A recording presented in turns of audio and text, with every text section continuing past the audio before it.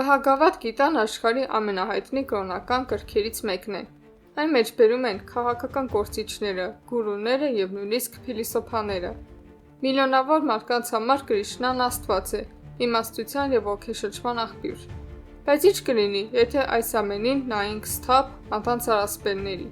Բարև բոլորին, այսօր ձեզ կպատմեմ, թե իրականում ինչ է թագաված Կրիշնայի կերպարի հետևում, եւ ինչու Բհագավադ գիտան բարության եւ սիրո գիրք չէ, ինչպես ընդունված է կարծել, այլ մի ստեղծագործություն, որում Աստված համոզում է մարդուն գնալ եւ սպանել իր հարազատներին։ Ես այս թեմային մոտենում եմ որպես աթեիստ եւ մատերիալիստ։ Ես չեմ հավատում աստվածներին, վերամարմնավորմանը կամ սուրբ տեքստերին։ Ինձ հետաքրում է, ով է գրել այս գիրքը, ինչու է այն ստեղծվել, ինչ գաղափարներ է այն քարոզում եւ ով է դրանցից օգտվում։ Հատկապես կարևոր է հասկանալ, թե ինչ բարերարություն է կրում Բհագավադ գիտան։ Կարող է իմաստուն անվանել այն մարդը, ով մարտադաշտում ասում է. «Մոռացեք, որ նրանք ձեր եղբայրներն են, գնացեք եւ սպանեք»։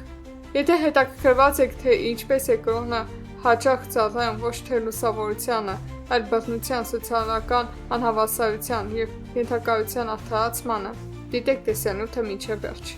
Բաժանորդագրվեք այս պերկալիքին եւ մենք սկսում ենք։ Ինչ է Բհագավադ գիտան եւ որտեղից է այն ծագել։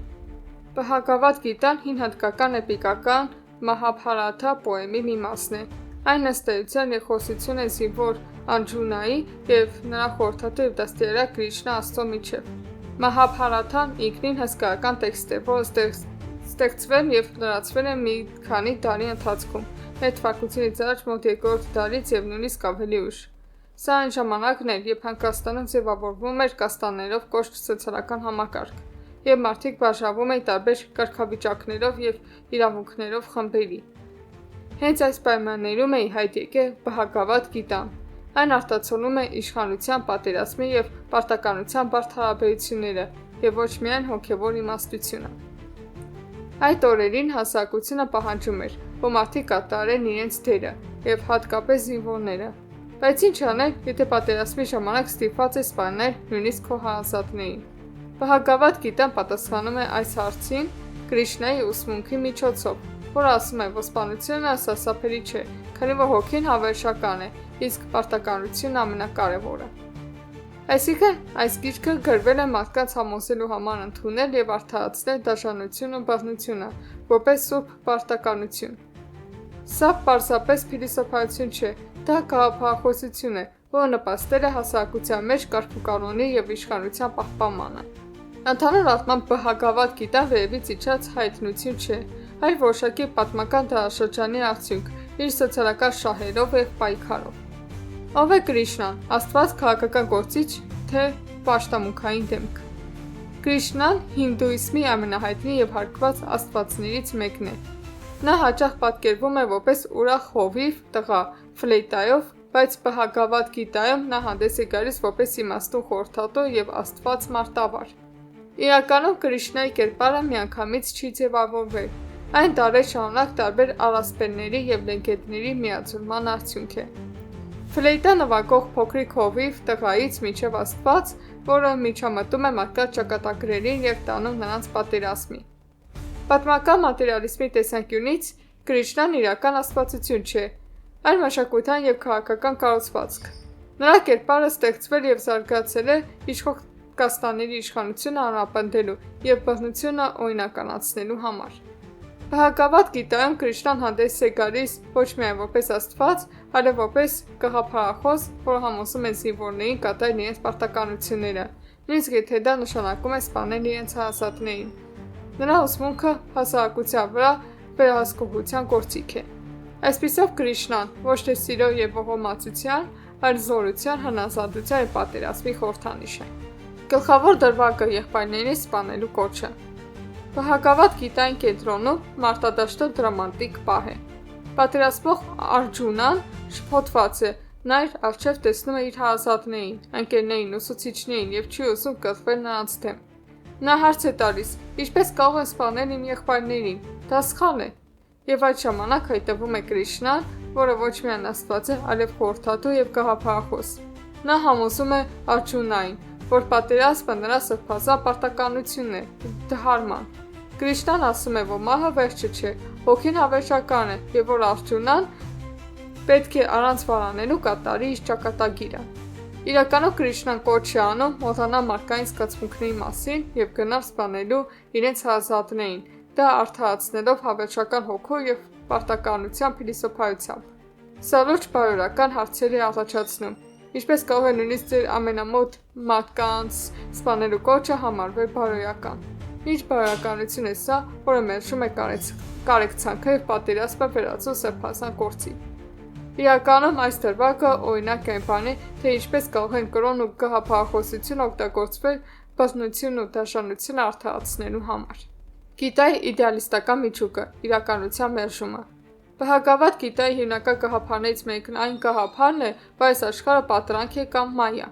Բոլոր նյութական իրականությունները, ներառյալ դատապանքը, պատերազմը եւ մահը, ընկալվում են որպես ժամանակավոր եւ աննշան։ Կրիշնան սովորեցնում է Արջունային. Գործեք, բայց մի կապվեք արդյունքների հետ։ Մի մտածեք ձեր գործողությունների պատուղների մասին, քանի որ իրական էությունը հոգու մեջ է, իսկ մարմինը պարզապես պատյան է։ Սա գեղեցիկ է հնչում, բայց մատերիալիստական տեսանկյունից դա պատասխանատվությունից խուսափելու վտանգավոր փիլիսոփայություն է։ Եթե դուք դադարեք ձեր գործողությունների հետևանքները կարևոր համարել եւ ապրել այնպես, կարծես ամեն ինչ պարզապես պատրանք է, ապա կարող եք հեշտությամբ արդարացնել ցանկացած անսիրտ, նույնիսկ դաշան գործողություն։ Ի վերջո, ինչու հոգ տանել իրական մարդկանց մասին, եթե նրանց մարմինները պարզապես ժամանակավոր ձևեր են։ Նման գաղափարը խաթանում է բարոյականությունը, կոչ է անում խոնարհության եւ հնասատության, արդարության եւ հասարակության բարելավման համար պայքարելու փոխարեն։ Գիտության եւ մատերիալիզմի տեսանկյունից իրականությունը օբյեկտիվ է եւ մեր գործողություններն ունեն իրական հետևանքներ։ Սա շղթերը նշանակում է անտեսել մեր պատասխանատվությունը ուրիշների նկատմամբ։ Բհագավադ Գիտա չի առաջարկում առաջընթացի ուղի, այլ անտարբերության եւ հնասատության փիլիսոփայություն է, որը հարմար է նրանց համար, ովքեր ցանկանում են պահպանել իշխանությունը ու կարգուկանոնը, անձանց փոփոխությունների։ Դասակարգային նշանակություն եւ կրոնական վերահսկողություն։ Բհագավադ Գիտան ոչ միայն հոգևոր տեքստ է, այլև սոցիալական հիերարխիան պահպանելու հզոր գործիք։ Գիրքը հստակորեն փոխանցում է այն գաղափարը, որ յուրաքանչյուր մարդ պետք է կատարի իր բնական դերը իր կաստայի կամ դասակարգի։ Սա արդարացում է հասարակության բաժանումը կոշտ խմբերի, որտեղ ոմանք ունեն իշխանություն եւ արտոնություններ, մինչդեռ մյուսները ենթակայություն եւ սահմանափակ իրավունքներ։ Կրիշնան սովորեցնում է Արջունային, որ պարտականությունները կատարելը նշանակում է պահպանել կարգուկանոն եւ ներդաշնակություն։ Սակայն իրականում սա գոյություն ունեցող անհավասարությունների արդարացում է, որն անապնդում է կրոնական դոգմաներով։ Այն գաղափարը, որ տառապանքն ու անարդարությունը սուրբ կարգի մասին կասնում, օգնում է իշխանության մեջ գտնվողների պահպանել վերահսկողությունը զանգվածների նկատմամբ, կանխելով նրանց անստամբությունը եւ իրավիճակը փոխելը։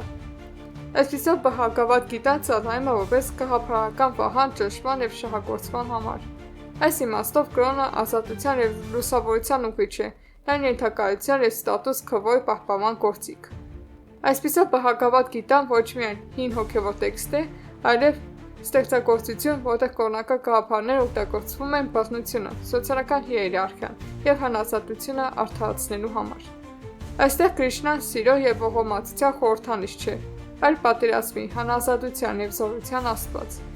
Երբ Կրիշնան խրախուսում է Արջունային սպանել իր եղբայրներին, նա իրականում խնդրում է նրան հրաժարվել մարդկային տարրական բարոյականությունից, հանուն սուրբ պարտականության։ Մատերիալիզմի տեսանկյունից նման գաղափարները վտանգավոր են, քանի որ շեղում է մարդկանց արդարության եւ ազատության համար, իրական պայքարից, ստիպելով նրանց ընդունել առկա իրավիճակը որպես անխուսափելի եւ ճիշտ։ Կարևոր է հասկանալ, որ կրոնական տեքստերը ստեղծվել են որոշակի պատմական պայմաններում եւ արտացոլում են իշխանություն ունեցողների շահերը։ Հետևաբար չպետք է Բհագավադ Գիտան ընկալել որպես իմաստության համընդհանուր աղբյուր։ Ավելի լավ է դրան նայել քննադատաբար եւ հիշել, որ իրականությունը օբյեկտիվ է, եւ մեր գործողությունների պատասխանատվությունը ընկած է մեզանից յուրաքանչյուրի վրա։ Հավանեցիք տեսանյութը, ուրեմն կիսվեք այն ձեր ընկերների հետ։ Բաժանորդագրվեք այս փրկարիքին, որպեսզի բաց չթողնեք նոր եւ հետաքրքիր վիդեոները։ Գրեք ձեր կարծիքը մեկնաբանություններում նյութի վերաբերյալ եւ լայքը չմոռանաք։ Մինչ հանդիպում։